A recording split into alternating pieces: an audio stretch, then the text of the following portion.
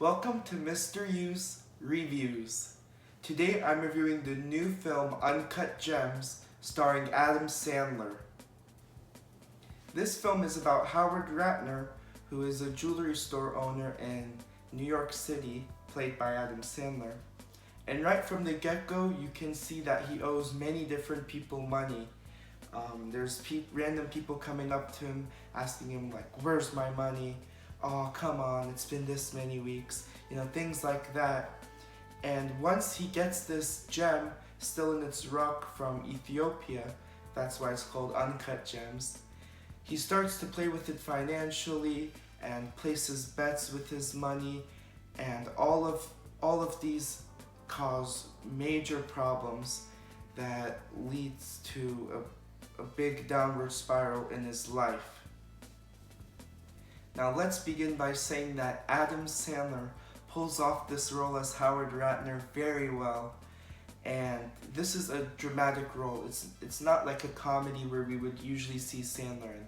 This film is very much like a high stakes drama, but a very good one, because Howard as a character really isn't the smartest guy. And hear me out, it's not the film that isn't smart, it's Howard as a character. And that's because when he does win lots of money and when he is able to fix his problems with other people and pay them back, he decides not to, and instead decides to try and win bigger than he necessarily needs to, because that's just a tendency with him. And in that sense, he is a very interesting character to see his decisions and everything. And yeah, as I say again, I thought Adam Sandler did very well in this role, and he really pulled it off. Continuing with the acting, the film has a very diverse supporting cast, and when I say diverse, I mean diverse in the cast's acting experience. You have people like Idina Menzel, who's known from Frozen and from Wicked on Broadway, and she plays Howard's wife. And you have Lakeith Stanfield, who is a rising actor in the last few years, from Get Out to Knives Out, and he plays kind of like a worker to Howard, though at times he's with Howard and at times he's against Howard. So his character was interesting, and both these actors do a great job as usual. But you also have people, famous people in fact, who it's their first time acting. Kevin Garnett, who is a former basketball player, plays himself in this film in a major supporting role, and I think he worked really well in this film. If I didn't know that he came from basketball and everything, and he was just a first-time actor, I would think, wow, he's a pretty good actor. But even knowing he came from basketball and the NBA and he's an actor now, like that shows that he has a lot of experiences in different realms of entertainment and stuff. And I wouldn't be surprised to see him continue acting, because he did great here. And you have Julia Fox, who is a first-time actress and is usually with Howard for most of the film, and her character was interesting as well, and also plays a major role. But you also have like The Weeknd in this film in like a 5-minute cameo, and he was really cool to see because he is one of my favorite singers. And he shares an, in my opinion, awesome scene with Adam Sandler. Really memorable scene, which I loved. And even though it was like a 5-minute cameo, it added something more to the film, especially for me. So yeah, I think the whole supporting cast complements Adam Sandler and creates a film of great acting, really.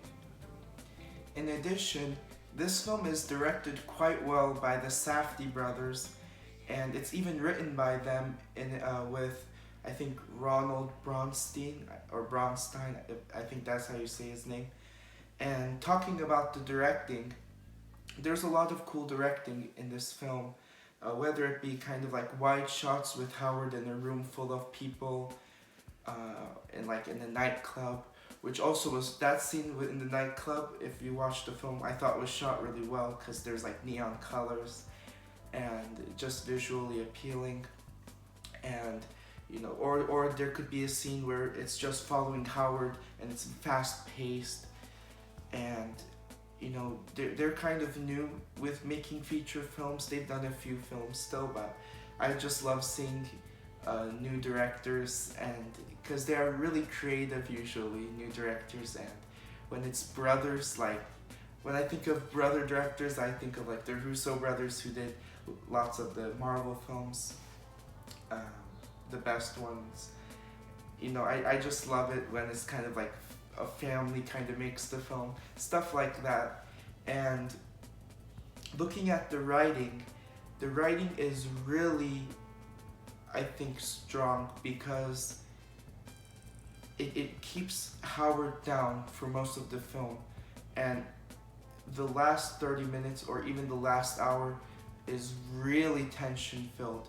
Like you're on the edge of your seat because it really pits Howard to the ground, and to the point where his fate isn't even in his hands anymore. It's at another character's hands, and you're just hoping that everything works out for Howard. And yeah, even though Howard is like not the smartest character, you still care for him. And that has to do with the great writing and great directing. Um, really strong work from the Safdie brothers, and with the directing and writing, in addition with Ronald Bronstein with the writing. Um, I'm excited to see what the Safdie brothers do next, because I think they're slowly and slowly becoming some of my favorite directors that are like coming up and rising. So yeah. I also enjoyed the music choices and original score in this film. With the music choices, they use music famous in 2012 because that's when the film takes place. Hence why Kevin Garnett is still in the NBA in the film, and the Boston Celtics. And they use music from like Kendrick Lamar a little bit, and of course The Weeknd, since he plays himself here and he sings his song famous during the beginning of the decade. And they even use electronic music from the past. Songs like that create a really unique atmosphere. And when looking at the original score, it morphs depending on the tension of each scene. If it's really tense, then it's like a really low sound, kind of draining, since that's how Howard is feeling. He's drained out and really tensed. And if it's like a normal scene of Howard just walking, they use lots of synths and sounds similar to that. So the original score, in addition to the music choices, as I say again, just creates a really unique atmosphere and feel to the film. One thing with the film though that took me out of it was this one short sequence in a parking lot and with multiple cars. And that's because that sequence felt very convenient for Howard in a film so obsessed with pushing him down to the ground. And it's mainly with how the scene ends than what happens during the main climax of that sequence. And yeah, even stuff didn't make sense with it, like how he was able to get certain items when these other characters took something away from him. No spoilers. And in a film that felt really smartly written, those things just took me out of the film and just made me think, how was he able to get this or that? But that's really the only main problem with the film. In the end, Uncut Gems was a very unique and memorable film because of Adam Sandler giving one of his best performances, as well as the supporting cast that was very diverse with each actor's and actress's acting experiences. The directing was very well done. The writing really kept him down and made you really on the edge of your seat, especially in the very tension-filled second half of the film, and the music choices come together and create a really nice atmosphere as well.